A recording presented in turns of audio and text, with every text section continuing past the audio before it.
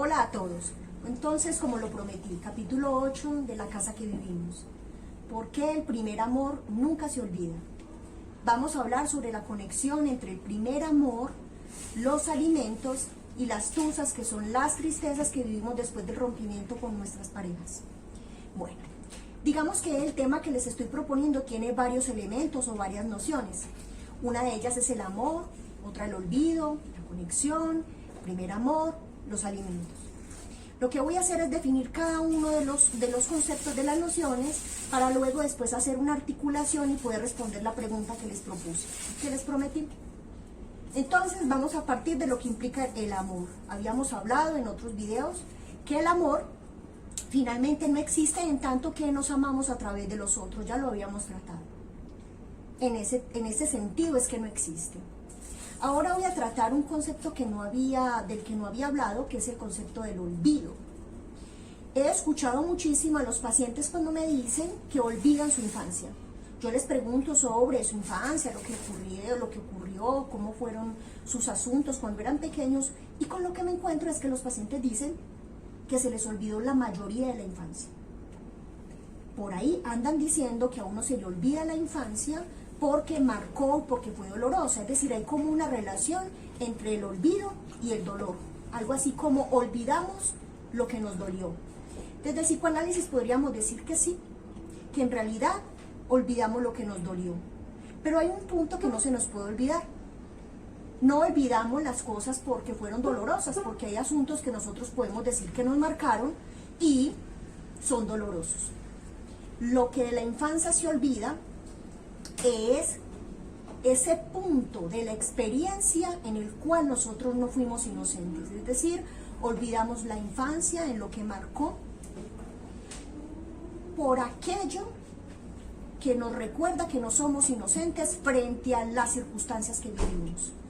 Ahorita, hablando con un sobrino que se llama Carlos David, me hacía caer en cuenta algo bellísimo, y es que los seres humanos ajustan la experiencia que vivieron, la recuerdan de tal modo que lo que sacan es su responsabilidad. Algo así como lo decíamos en el video anterior sobre el pecado y el perdón, algo así como si hubiese una tendencia en los seres humanos, en todos nosotros, de ponernos en posición de Adán y Eva, en lo que estuvimos diciendo. Adán y Eva, como lo estuvimos tratando, no fueron expulsados del paraíso porque Dios estaba muy enojado por haberse comido el fruto prohibido, sino porque al preguntarles por su pecado ninguno se quiso hacer cargo. Es decir, que los seres humanos olvidan justamente aquello que los hace responsables de lo que ocurrió en su infancia. Olvidamos en nuestra responsabilidad en lo que aconteció.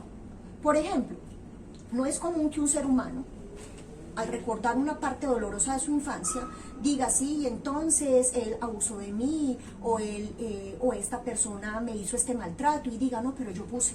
A mí me maltrataba mucho mi padre, pero yo puse en ese castigo, porque yo me hacía pegar. Es muy complicado, tiene que haber un proceso de análisis ya muy fuerte, como para que una persona cuente, narre su historia, donde él es una víctima, donde él fue maltratado o abusado por el otro, y que ponga su responsabilidad en lo que le aconteció, en la experiencia que está recordando. Por eso se olvida la infancia. La mayoría de los seres humanos olvidan casi toda la infancia, precisamente para conservar el lugar de víctima que la experiencia ajustada le revela, y con eso de preservarse en el lugar de víctima, lo que se ahorra es todo el trabajo de hacerse cargo de sus actos, a propósito del olvido. Entonces, el olvido tiene ese pequeño problema, y es que el olvido no es posible todo, porque así algo se olvide, de todas maneras lo actuamos, porque de los sufrimientos, como lo hemos tratado también en otro video, los sufrimientos actuales son finalmente retornos de los olvidos y de los pedazos de retazos de la infancia que nos pegó en el cuerpo de manera considerable. Al otro de los términos que trae pues el tema de hoy es la conexión, ¿cierto? Entonces, conexión entre el amor, los alimentos y las tusas. Voy a hablar de esta palabra conexión. La conexión quiere decir, hacemos conexión no de cualquier manera. Podemos conectar con los seres humanos o con los aconteceres de la vida de dos maneras. Podemos hacer conexiones apuntaladas al bien vivir, que son las conexiones con nuestros amigos, nuestros íntimos, nuestras parejas, nuestros niños, nuestros familiares, conexiones apuntaladas en el bien vivir porque, digamos, tienen que ver con nuestras pasiones, con nuestros gustos, con las cositas que nos gustan. Pero también la conexión se hace con el mal vivir o con el malestar, es decir, los seres humanos se conectan o con lo bueno o con lo malo. Nos conectamos porque nos gusta la música o nos conectamos porque tu modo de sufrir y el mío llegan a un punto donde encajan, como lo que estábamos hablando en alguno de los videos donde tratamos de que no es posible que un tacaño se meta con otro tacaño, sino que se conecta se conecta o se enlaza con el despilfarrador para poder hacer conexión y sufrir en ese modo de conexión apuntalado en el malestar, que es lo que estoy tratando de decir. Hay otro de los términos de la pregunta que trato para hoy, o que pongo para hoy, y es el primer amor. Por ejemplo, mi primer amor podría decir que se llama Edgar, o también podría ser Sergio. Tengo que pensarlo muy bien. Estas dos personas estuvieron en mi infancia y puedo referirlas como esos chicos de los que me enamoré por primera vez. Pero resulta que el primer amor no es ese chico o esa chica con el que primero sentiste estos avatares del amor. El primer amor es la madre. Y para acabar de ajustar, no es únicamente la madre el primer amor, sino que es la versión de amor que la madre tiene. Es decir, nuestro primer amor es la madre, pero todavía hay que aclarar que el primer amor no es simplemente la madre, sino su versión de amor y su versión o relación con la alimentación. Es decir, que nos relacionamos no con la madre, sino con la versión de amor que ella tiene y en los primeros momentos con la versión de alimentación con la que ella nos educa. Les voy a poner un ejemplo de mi vida privada. Es el primer parto, es el primer posparto, estoy con mi chiqui Samuel, tiene un mes de nacido, estoy bastante conmovida por todo lo que me ocurre en el cuerpo, porque el posparto es difícil, por dolorido, por complicado. Y mi relación con el dolor no es muy estrecha porque lo repelo. Entonces,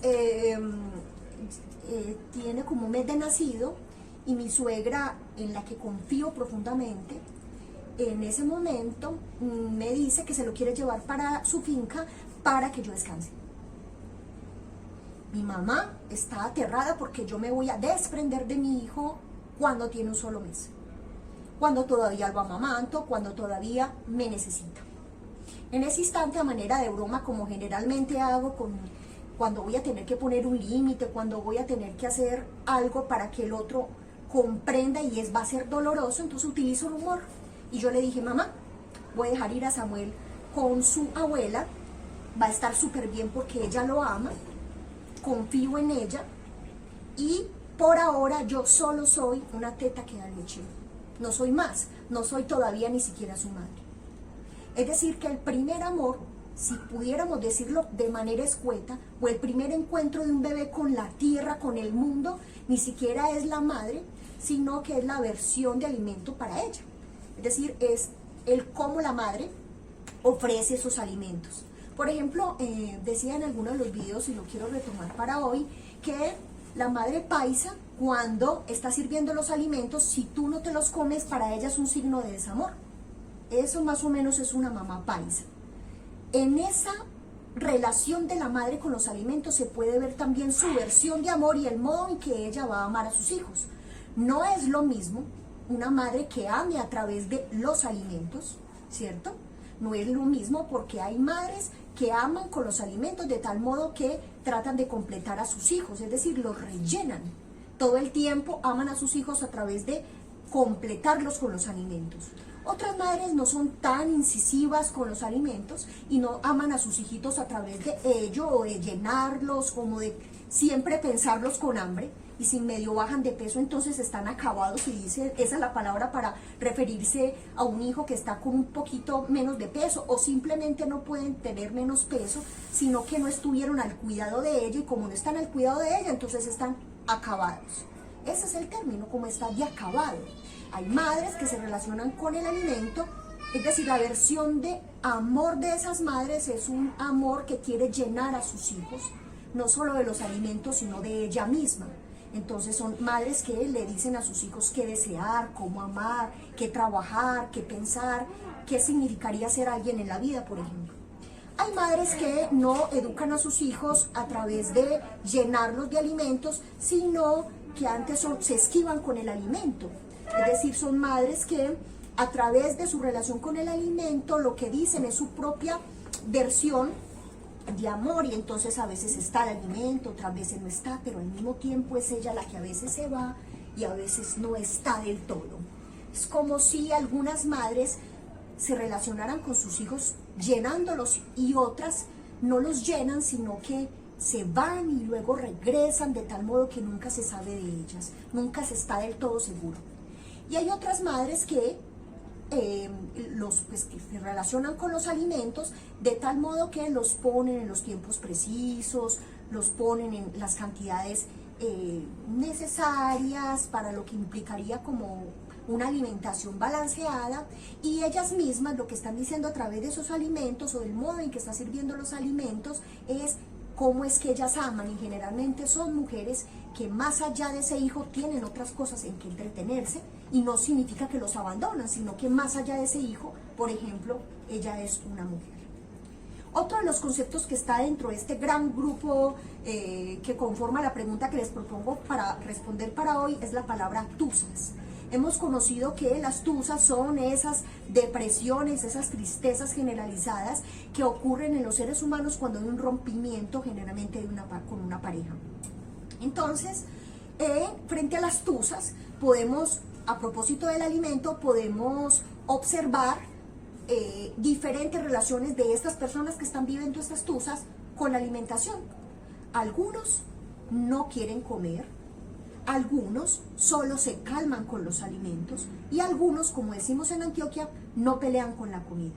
Es algo así como si en la tusa, cuando tengas una tusa o cuando veas a alguien en una tusa, va a ser como un poco descabellado, pero deberías preguntarle a esa persona que estás acompañando, un amigo, un familiar, en esa tusa, cómo le está yendo con los alimentos, y ahí vas a poder percibir la relación que esa persona tiene con la alimentación, pero también la versión de amor. Ya vamos a ver por qué se relacionan. Algunos no comen después del rompimiento, algunos comen mucho y algunos no pelean con la comida. Allí no únicamente se ve la relación con la alimentación, sino que piensen en esto. También se revela la relación de ese sujeto con el amor. ¿Qué significa para ese sujeto el otro que se acaba de ir? Para los que no quieren comer, finalmente el otro no es necesario, porque casi que se en sí misma. El otro, aunque se suena indispensable porque me quiero morir, no quiero comer, me quiero enloquecer, no me pasa la comida, es como un taco aquí, se dicen, es como si cerraran la oportunidad de percibir o de ingerir el alimento, y con eso lo que están revelando es que se acabó la vida y cierran la conexión con el alimento porque el otro se fue. Es decir, se pueden imaginar la versión de amor que este sujeto tiene cuando corta conexión con lo primordial para estar vivos, que es el alimento.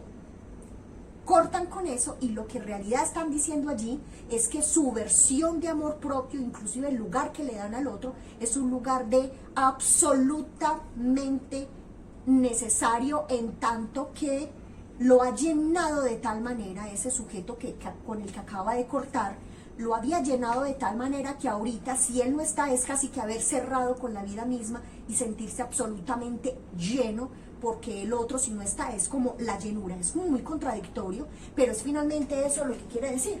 Es algo así como que se estaba tan lleno del otro, que era el otro el que alimentaba la vida, que apenas el otro se va, corta con la alimentación porque ya no es necesaria. Es decir, es un amor propio absolutamente aporreado, porque lo que alimentaba la vida era el otro, y si no, el otro no está, el alimento como tal ya no es necesario. Y algunos entonces frente a las tusas no toman ese camino, toman el camino de absolutamente comerse todo.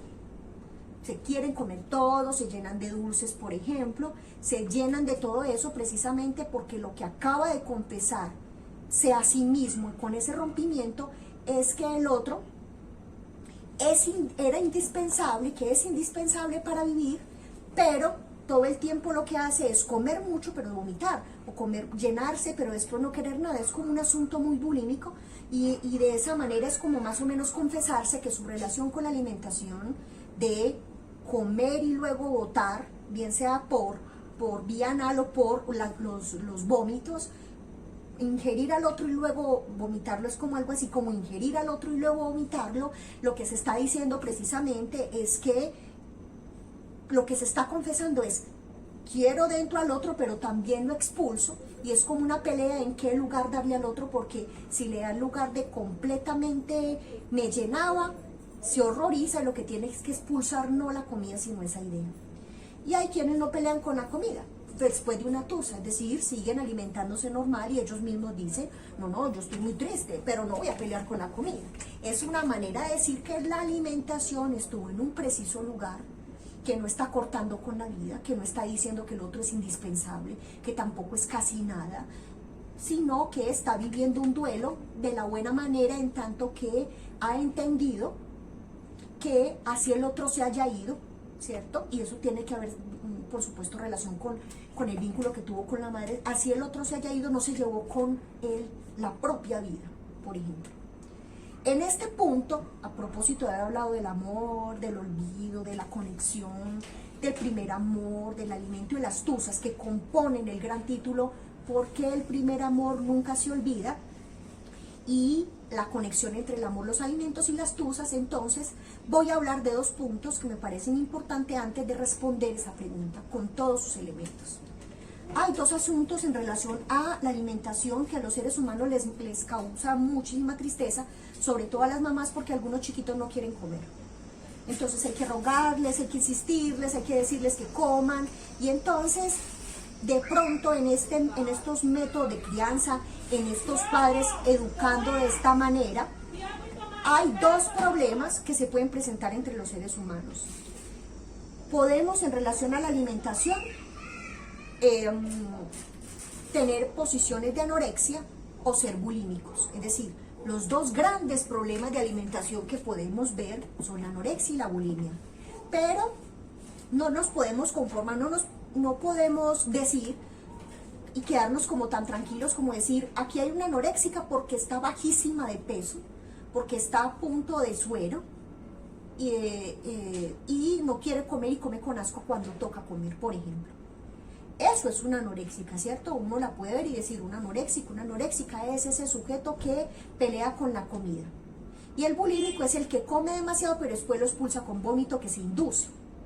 Eso es más o menos lo que en apariencia se puede ver en un anoréxico o en un bulímico.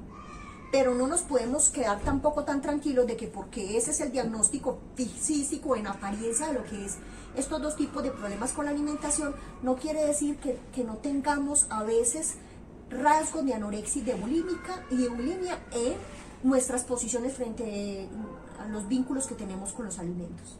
Pero vamos a tratar de qué se trata la anorexia y la bulimia. Me parece que es fundamental, sobre todo para que si tienes chiques a tu cargo, no produzcas los actos que los inducirían a hacer esas elecciones en relación a la alimentación.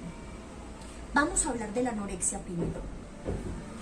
Lo que yo he sabido de las personas anoréxicas que he recibido en el consultorio y lo que he investigado sobre los tratamientos que se hacen para los anoréxicos, por lo menos en este país, son tratamientos en los que apuntan o conducen o acompañan al sujeto para que se reconcilie con la alimentación. Me parece maravilloso que así sea, porque finalmente la persona anoréxica lo que hace es una batalla contra el alimento, y su queja, su asunto siempre, cuando uno les pregunta qué pasa con el alimento, es que se sienten completamente llenas. No es que aguanten hambre y estén sufriendo y estén con ganas de comer pero no quieran, no. La persona anoréxica, el sujeto anoréxico, en realidad tiene la sensación de que están llenos. Es algo así como que nos vamos para un restaurante, pedimos una bandeja paisa, pedimos postre incluso, o hemos tomado muchísimo líquido, y resulta que cuando terminamos, ya después de habernos comido toda esa bandeja paisa, llega el mesero y dice que si queremos algo más, y nos insiste que si queremos otro plato, que todavía falta algo, que pagamos por un montón de comida que todavía no llega a la mesa, ¿Cómo nos podemos sentir? Absolutamente llenos. ¿Cómo vamos a ingerir un alimento que ya el cuerpo no nos pide o no nos empuja a comer? Y eso es lo que siente una anoréxica. Está llena, tiene la sensación de llenura y hay alguien que le insiste en comer, y no es como un mesero que viene y dice, ven, come, porque el segundo plato va a salir gratis o falta otras cositas. No, la anoréxica generalmente cuenta con una madre angustiada, no un mesero que uno puede despachar.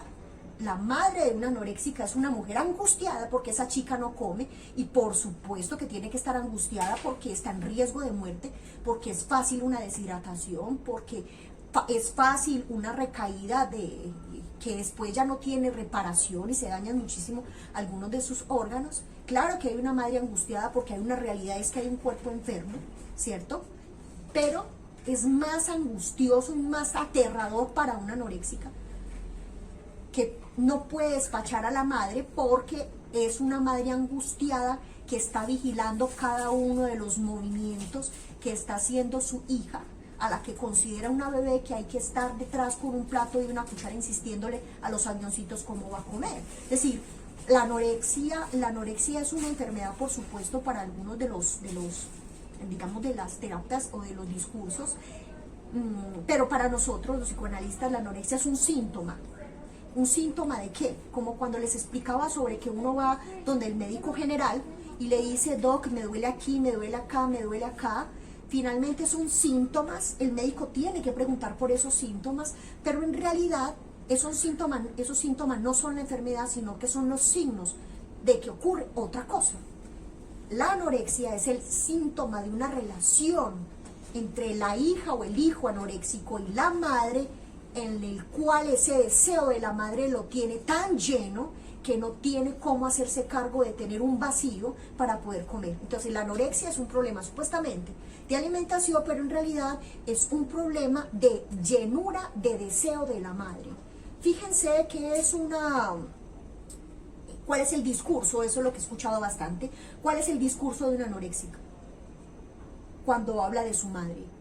Me insiste, me persigue, quiere que yo haga esto, quiere que yo desee esto. Es decir, casi que si el inconsciente de la madre hablara, y eso se puede ver en los actos, no hay ni siquiera que pedirle al inconsciente que se exprese. En ese discurso de esa madre hay una chica, me estoy refiriendo a la madre, absolutamente angustiada, pero también una chica que le está ordenando a su hija sin querer, y seguramente no tiene malas intenciones, pero produce un daño, y le dice qué desear, qué tiene que ser, qué tiene que comer, cómo tiene que vestir, cómo tiene que desear. Es decir, la anorexia, aunque tenga como síntoma primordial o como signo primordial un asunto con la alimentación donde se repele el alimento, en realidad es el síntoma de una relación con la madre en la cual ella lo quiere invadir a ese sujeto de su deseo. Es una madre que invade del deseo y llena tanto a ese sujeto que a ese sujeto tiene la sensación en el cuerpo de que está lleno y no puede comer por eso. Entonces, las terapias en las cuales se reconcilia a un sujeto con la alimentación, se dispone, por ejemplo, como primera etapa, disponer algunos alimentos que le gusta a esa persona, que le gustaban antes de que se presentara la enfermedad, y disponen esos alimentos para que esa persona se vuelva a enamorar de esa alimentación, pueden funcionar en tanto que además se le pregunta a ese sujeto qué desea, más allá de la madre, más allá de lo que se desea por ella. Eso en lo que corresponde a la anorexia. Ahora vamos a hablar de la bulimia, que entonces dicen, no, entonces es una cosa contraria, porque entonces la anoréxica no quiere comer, entonces la bulímica quiere comerlo todo. No, en la bulimia hay un detalle que no podemos dejar pasar. En la bulimia hay un sujeto que quiere comer todo. Entonces se llena, se llena porque principalmente se siente un vacío. Entonces en ese punto son disque contrarias. Mientras que la anorexia se siente llena, ya dijimos no de comida porque no tiene nada en su pancita, sino que está llena del deseo de la madre. La bulímica o el bulímico lo que está es vacío, y el alimento viene y lo incorpora para llenar ese vacío porque no encuentra con qué llenarlo, porque en lo general es un sujeto que no sabe qué desear, entonces no sabe qué carrera estudiar o qué hombre o qué mujer escoger, ¿cierto? Es un vacío de ser. que llenan con la alimentación, porque es como, yo no sé, doc, es como un vacío, como una cosa aquí, pero no la lleno sino con los dulces, con la alimentación. El punto más interesante de la bulimia es que se llena, repleta, como que rellena ese deseo, está repleta del deseo que lo pone en la alimentación, que pues dicho sea de paso no es cualquier cosa. Recuerden lo que hablábamos ahorita sobre el primer amor no es la madre, el primer amor es la versión de alimento que tiene la madre. Entonces finalmente lo que la bulímica hace es llenarse de esa madre que no está. Es como si ella nos dijera ese primer amor que la madre no estuvo, le costó adoptarla, le costó asumirla, que ella lo percibió, supo de ese vacío que le quedó de esa experiencia con la madre y trata de llenar ese vacío incorporando a la madre, que es la representación de lo que es un alimento. Mientras que la anoréxica rechaza a la madre y cierra su boca, la bulímica abre la boca para meter a la madre, pero como sabe que ese objeto le falla porque el alimento no es la madre, el alimento es algo que viene de la madre desde los principios de los días, la bota para volver a quedar en ese vacío, y mientras que la bota porque vomita, vuelve y llama a la madre en la cotidianidad, la vuelve y la llama, vuelve y le pregunta por su amor, vuelve y le pregunta por qué lugar tiene, y en lo general la madre responde a medias o responde con un sí pero no, y comienza otra vez la función o la ficción. Entonces, el punto en común entre la anoréxica y la bulímica es que estas dos personas se hacen cargo de algo que les falta, mientras que la anoréxica lo que hace es hacerse cargo de ese vacío que le falta, porque la madre lo llena todo y trata de cerrarse para estar vacía de algo de la madre. La bulímica, de la manera en que se encarga de ese vacío, es llenándolo y botándolo, es decir, incorpora a la madre y la saca para poder por fin declarar con su bulimia que el centro de su vida supuestamente la comida, porque gira en torno a si come, si no come, si comió mucho, si se comió cuántos paquetes, todo el tiempo, pero finalmente después la expulsa para poder seguirse preguntando lo que una bulímica se pregunta, y es ¿qué lugar tengo para el otro? Generalmente he escuchado en las chicas bulímicas que hablan sobre, ellas supuestamente hablan de la alimentación, pero después van hablando de otras cositas que me declaran esto que les estoy diciendo.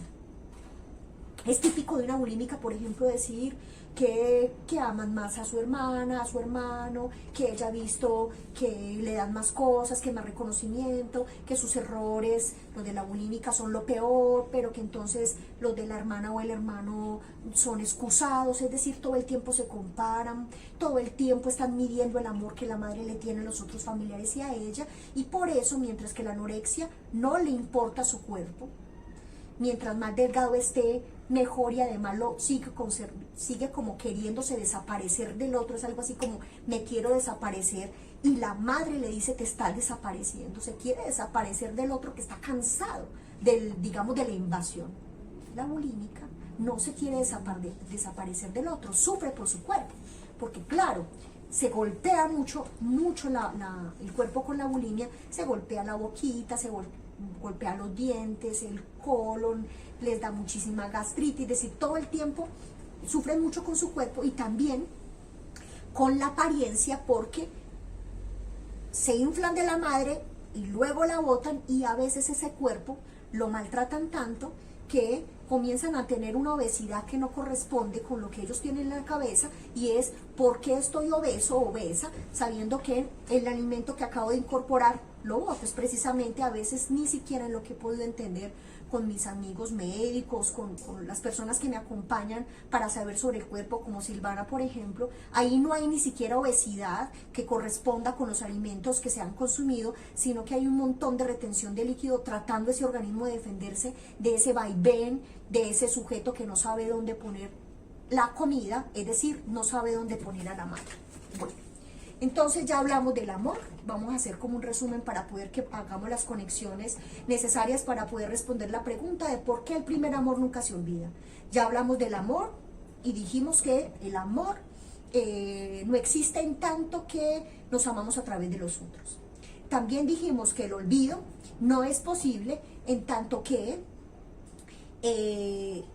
aunque supuestamente digamos que olvidamos, en realidad lo que hay es un sujeto olvidando su responsabilidad, no olvidan todos los sucesos, olvidan es su responsabilidad en lo que pasó para protegerse y para poderse poner en la posición de víctima, que es la posición que les ahorra la responsabilidad en lo que ocurrió.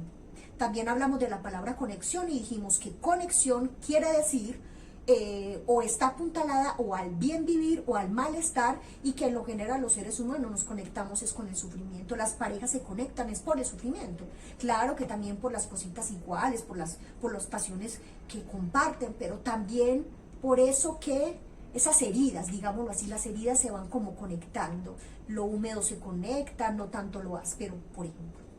También hablamos que el primer amor no es ese chico o chica que conocimos, ni siquiera del todo la madre, porque también hay que esperar cuál es la versión de amor con que la madre nos educó y la versión o la relación que esa madre tenía con los alimentos, como lo que explicaba o que les compartía en el capítulo de la casa que vivimos sobre la alimentación, a propósito de que uno sabe muy bien qué le pasa a la madre en el modo en que sirve los alimentos, en cómo los prepara. Uno sabe qué le pasa a la madre. La madre, mientras nos ofrece los alimentos y mientras los prepara, nos cuenta qué le pasa en su corazón. Uno sabe cuando la mamá está triste, hasta cómo dispone la mesa, por lo que cocina. Ella nos cuenta los secretos de su corazón por la alimentación, cómo nos la ofrece. Me decía una paciente, antes de terminar el resumen, me acordé, me decía una paciente que ella le llamaba muchísimo la atención que la madre disponía todo para cuidar de la dieta de su hermana. Entonces sabía qué le gustaba a la hermana, qué verduras quería, cuáles prefería, qué jugos le gustaba consumir. Y me decía, Doc, ¿y cuando se trata de mí? Se le olvida que yo no como, por ejemplo, carne, y me sirve carne, sabiendo que ella sabe que yo no la consumo. Y yo le preguntaba, ¿y eso qué significa para ti? ¿Eso qué lectura tiene para ti? Y me decía, que no me ama, que no me escucha, que no quiere saber de mí, que incluso sabiendo de mí, porque cada vez que me la sirve le digo, recuerda mamá que yo no como carne, ella se sonríe como si con eso estuviera haciendo mi maltrato adrede, porque ni siquiera se hace la tonta diciendo que esa vez también se le olvidó. ¿Cómo no va un sujeto a partir de esa experiencia tan dolorosa a poder concluir que el lugar que él tiene frente a la madre es distinto al de su hermano o a su hermana? No estoy diciendo que las mamás quieran a todos sus hijos por igual, ya sabemos que no, lo tratamos en otro video, los aman distinto porque cada hijo viene en un momento distinto de su vida, podrían dar la vida por ellos, por supuesto, pero el modo en que los aman es distinto por supuesto. También otro de los conceptos de los que hablamos en las nociones fue lo de tusas, ¿no? Las tusas, no sé qué, para hablar de esos rompimientos amorosos. Y no podemos dejar escapar este asunto de las tusas, porque acuérdese que un niño comienza a pasar del llanto a la palabra cuando pasa la primera tusa. Recuerden que el primer amor, que lo representa la madre y su versión de amor y su versión de alimento, la madre es el primer amor, por supuesto, en estas versiones que le digo, y la primera tusa que vivimos la vimos con la madre, por supuesto. Si hay un momento donde ese gran amor se rompe, pero no se rompe ni siquiera porque ella abandone. Estoy hablando que en la vida cotidiana ese amor se rompe simplemente porque ella estaba ahí con su pecho dispuesta, pero resulta que ella también tiene una vida y no tiene que vivir solamente para el hijo como supuestamente nos enseñaron, y ella va y sale un ratico para despejarse porque el posparto es difícil, va porque tiene que ir a una cita, va porque tiene que regresar al trabajo, y eso a veces es leído por los hijos. Inclusive cuando los médicos dicen déjenlo llorar para que no se resabie, no lo tienen que cargar todo, bueno, un montón de rompimientos, un montón de prácticas de crianza absolutamente sanas para que ese niño logre vivir sin la idea de que sin esa madre entonces no puede existir. Esos pequeños rompimientos son vividos por los niños como aquí no pasó nada, o echan a hacer un escándalo terrible, o se echan a dormir. Y se ponen a fijar usted cómo ha vivido sus tusas. En realidad, fíjese, ¿qué le pasa? Generalmente esas tusas se viven como las vive un bebé. o se dedican a comer, o se dedican a chillar, o a pelear con la comida, o se dedican a dormir. Algo nos ocurre cuando tenemos las tusas actuales, los rompimientos, los duelos amorosos, que por supuesto se actualizan las viejas maneras en elaborar ese primer duelo, se actualizan. Pregúntale a tu mami, ¿cómo te hiciste cargo, cómo te defendiste frente a ese rompimiento de los primeros momentos, para que veas la bella conexión que hay entre esos modos en que resolviste esos pequeños rompimientos que fueron inmensos para ti en su tiempo, y cómo lo resuelves en este momento tus propias tusas? Ahora sí, entonces, encarguémonos de resolver la primera pregunta que propuse para hoy, y es: ¿por qué el primer amor nunca se olvida? No se puede olvidar, y estamos hablando del primer amor, que es la madre, ¿no? Pero usted también puede pensar en ese primer amor que yo llamé Sergio o que llamé Edgar, ¿no? Usted también tiene su nombre propio, usted también recuerda a alguna persona que no necesariamente sea la madre. Vamos a concentrarnos en qué puede decidir, si va a pensar en ese primer amor de ese chico, esa chica que te gustó y que te rompió el corazón, o que le rompiste el corazón tal vez. O también puedes pensar en la madre, lo mismo, porque finalmente el primer amor se vive de algún modo en sustitución con lo que se vivió con la madre. Entonces, ¿por qué el primer amor nunca se olvida?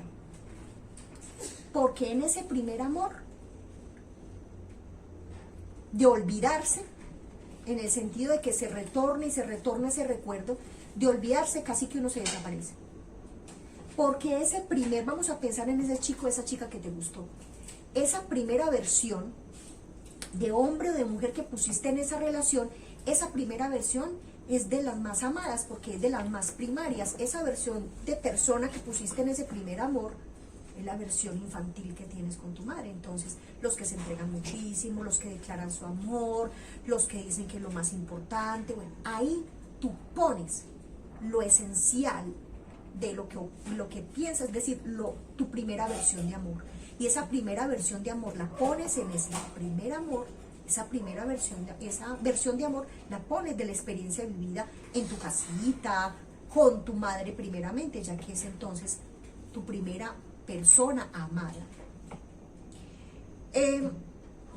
Por ejemplo, si el primer amor nunca se olvida, porque uno pone ahí lo primero de uno, la primera versión de amor, esto quiere decir que cuando amamos por primera vez, cuando creemos que amamos por primera vez, en realidad ponemos la versión ahí de gloria que hay.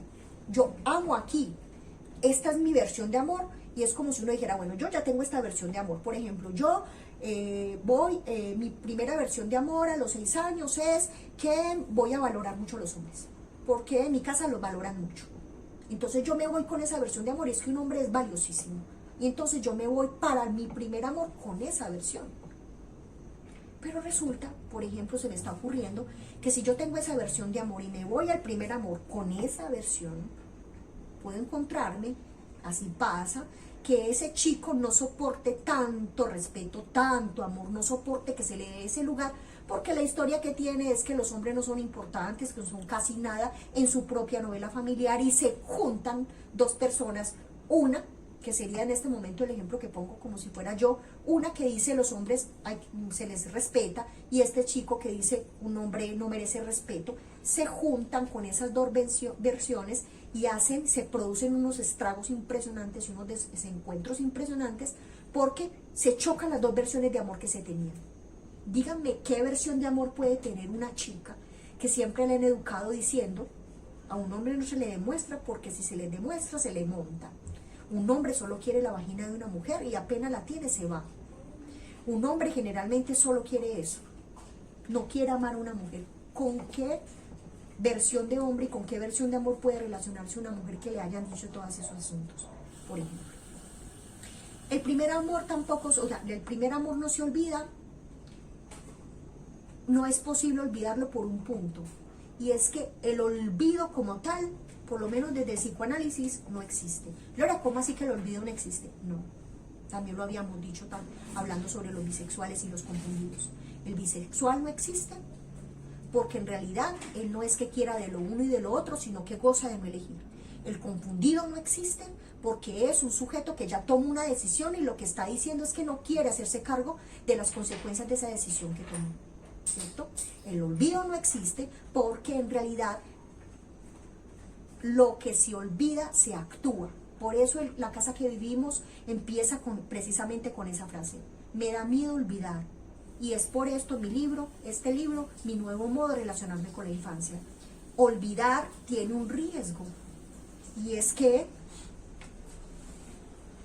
actuamos lo que olvidamos. Por eso es necesario recordar, actualizar la infancia en lo que se pueda para poder poner en el preciso lugar los recuerdos y sobre todo, sin esquivarnos de lo que realmente, para lo que sirve realmente el olvido, es esquivarnos de la responsabilidad que tenemos en eso que ocurrió.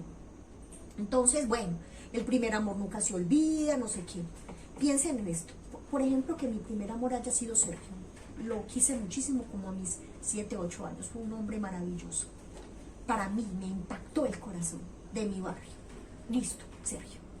Entonces resulta que tengo que hacer algo con ese amor. Es decir, ¿cuál es la solución? Ya hay una versión de amor, ya han habido otros amores en mi vida, hemos puesto algunos asuntos en cada una de estas personas que han estado, pero si observan muy bien, tan no se olvida el primer amor, que si observan muy bien los amores que hemos vivido, son una repetición, una repetición y una repetición. Siempre es como si nos tocaran los mismos chicos y las mismas chicas, pero en realidad no nos tocan, los elegimos porque lo que hacemos es ir de chico en chico, de chica en chica, repitiendo esa primera versión de amor. Entonces, ¿cuál es la solución? Suena muy raro lo que voy a decir, pero la solución finalmente es renunciar a lo que de sufrimiento hay en esa primera versión de amor. Por ejemplo, que su versión de amor sea lo que una vez me contaron en un pueblo que me impresionó muchísimo, y es que llegó tarde una estudiante. Yo estaba haciendo como unos cursos semipresenciales, entonces algunos eran virtuales y después unos presenciales. Recuerdo que una chica llegó tarde a la clase, ¿cierto? Y llegó como 1 hora y media después. Entonces yo le dije que qué le había pasado, que por qué se había perdido la clase, que por qué no me había avisado para poder solucionar eso antes de que ocurriera, que ya no iba a poder tener esa primera nota que correspondía a esa actividad. Y me dice: no, profe, lo que pasa es que yo me tuve que quedar atendiendo a mi marido. Y yo le dije: ¿atendiendo a tu marido? Sí, atendiendo a mi marido. Cuando yo le escuché la frase y después ella y yo conversamos un poco, ese atender al marido significaba hacerse cargo sexualmente de complacerlo. Es una frase que tiene como bastante resonancia en Antioquia, y es como atenderlo quiere decir que él se complazca. A mí me resonó mucho esa frase, y ella me dio ciertas palabras que me permitieron, porque ella así lo autorizó, decir algunas palabras para que ella hiciera una reflexión. Yo le decía, entonces, así más o menos el asunto sería como: hay que atenderlo, quiere decir que lo que está en cuestión es el placer de él, pero no el tuyo. Cuando yo le dije eso, ella se sonríe y me dice: es que no es así. No se supone que el que debe sentir placer es él y no yo. Mi mamá me ha enseñado, todo el tiempo me ha enseñado, que hay que atender a los hombres en todo lo que ellos pidan, inclusive lo sexual, porque si no se van con otra. Baja la cabeza y me dice: doc, pero ¿sabe qué? Tan raro, profe, yo lo he atendido, y si verás cómo es de sinvergüenza. Es como si la versión de amor que ella tiene es algo así como, con la que se crió, es: tengo que entregarle todo a un hombre y atenderlo para que no se vaya con otra. Es como el imperativo con el que la educaron, según me estuvo contando su madre. De todas maneras, ese imperativo, ese método de crianza no le sirve, porque finalmente este chico es bastante infiel. ¿Qué significaría? ¿Cuál sería la solución? La solución, le estoy refiriendo para ella, si eso la pone en conflicto, la solución sería renunciar a esa versión de amor. Renunciar a esa versión de amor. Renunciar a esa idea tan encarnada que tiene en su cuerpo y en sus actos de que hay que atender al hombre. No me estoy refiriendo a que no se pueda, sino que queda excluida ella como sujeto, y como sujeto en posibilidad de tener placer. Pero el problema es que para esta solución hay que hacer algo que en lo general yo les digo a mis pacientes y se incomodan muchísimo. Y les digo, cuando se trata de cambiar estas versiones de amor que no les funcionan porque no les va bien, ¿cierto? No es porque yo lo diga, sino que llevan un montón de fracasos amorosos. Y entonces la pregunta que les hago es, bueno, y entonces vamos a tener que cambiar esa versión de amor. Usted cree que tiene que entregar todo, pero eso no le ha funcionado.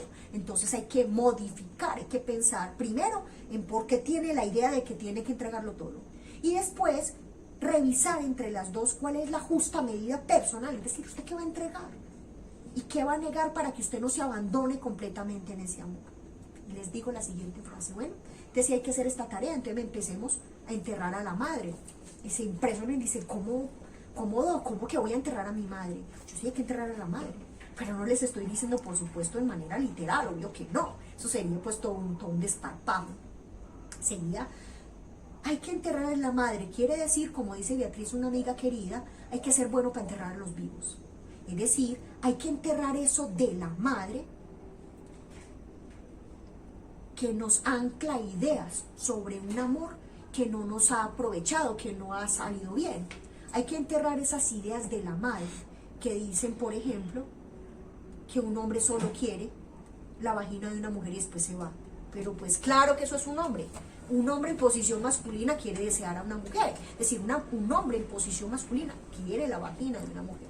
Eso es verdad. La mamá dijo la verdad, pero le faltó el complemento a eso. Un hombre en posición masculina desea tener sexo con una mujer, mientras que se encuentra una chica y un chico en una primera cita. La chica le dice a la amiga, no, súper lindo, por ejemplo, que no haya habido sexo, sino una cita en la que se hicieron una atención, cenaron, no sé qué. La chica le llama a la amiga, súper lindo, súper especial, súper tierno, pagó la cuenta, me abrió la puerta del carro, súper genial. Ella habla de un hombre maravilloso, súper tierno y caballero. En lo general, el chico, si tiene un amigo muy cercano, los hombres son un poquito silenciosos, pero si tienen un hombre amigo cercano, le pregunta, ¿cómo te fue pues con aquella? O con la chica que ibas a salir. No pases ahí hasta que se pudre, está súper bueno. Pues por supuesto, hay dos versiones de amor, uno más tierno, uno más sensual, más sexual. Pero lo más bonito de esta situación es que ella termina deseándolo y ella amándolo. Entonces esa versión, ¿cierto? En la que ella comienza con el amor y esa versión en la que él comienza deseándolo y después cada uno entrega de lo que no había considerado en los primeros momentos, ella lo empieza a desear y él empieza a amarla.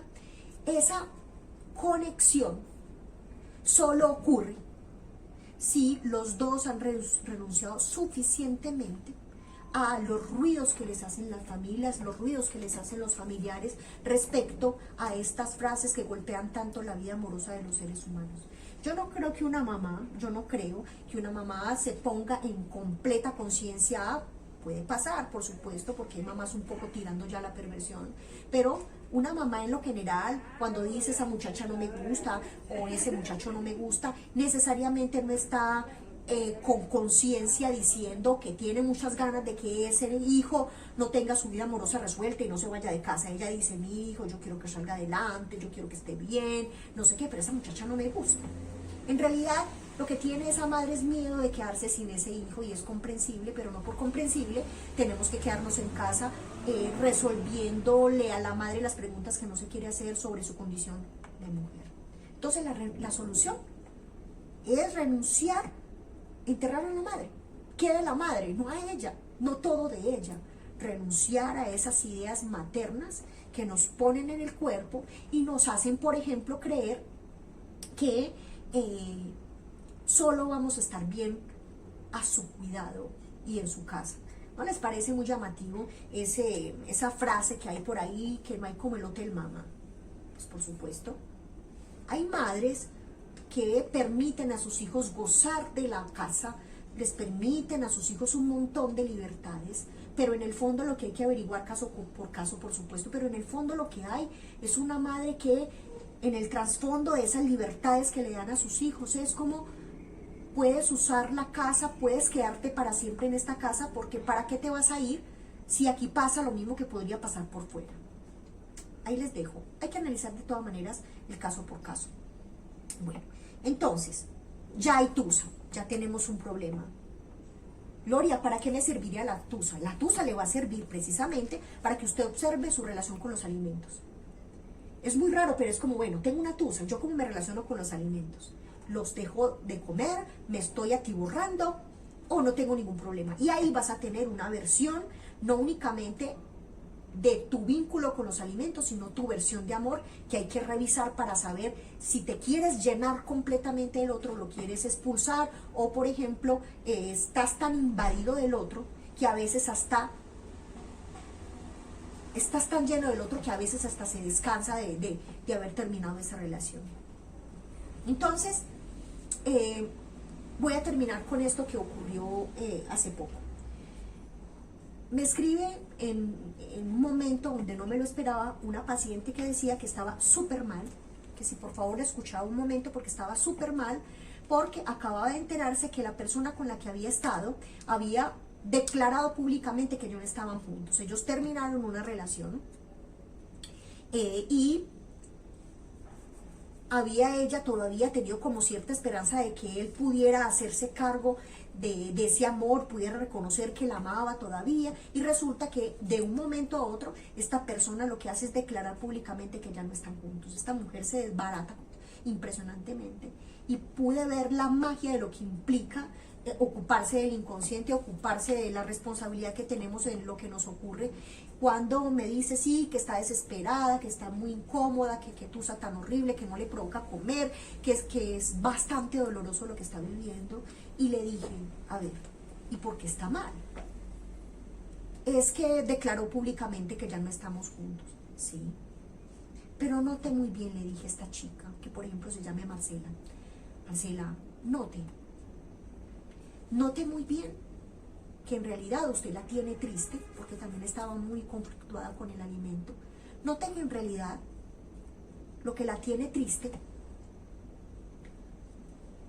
no es haber perdido ese novio, porque usted hace rato no tiene novio. A veces formalizan la terminación, el rompimiento, pero antes ya no había pareja. Note que en realidad lo que la tiene triste son los dos asuntos que uno vive en una tusa.